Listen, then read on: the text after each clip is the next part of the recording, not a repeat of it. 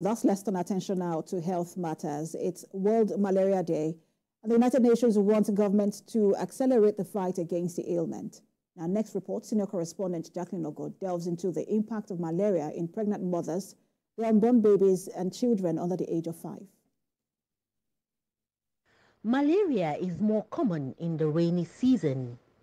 The female Anopheles mosquito transfers the parasite, known as Plasmodium, into the human bloodstream through bites.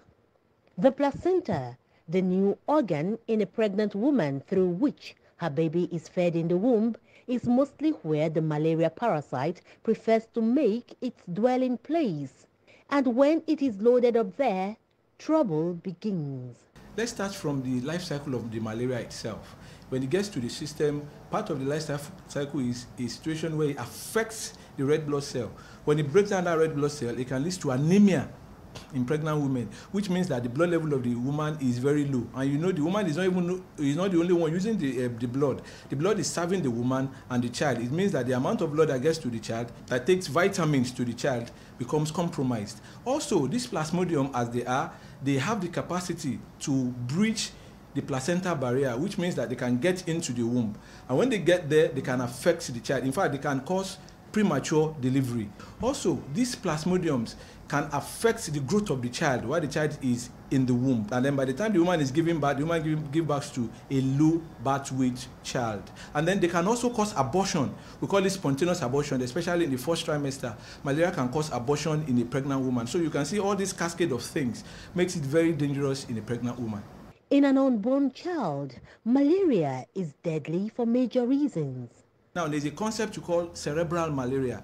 It means that plasmodium, as it is virulent enough to cross the placenta barrier, it can also cross what we call the blood-brain barrier and get into the brain. And when it gets into the brain, it causes a very, very, very dangerous disease. We call it cerebral malaria. The patient becomes very comatose, that you even manage in the ICU, intensive care unit.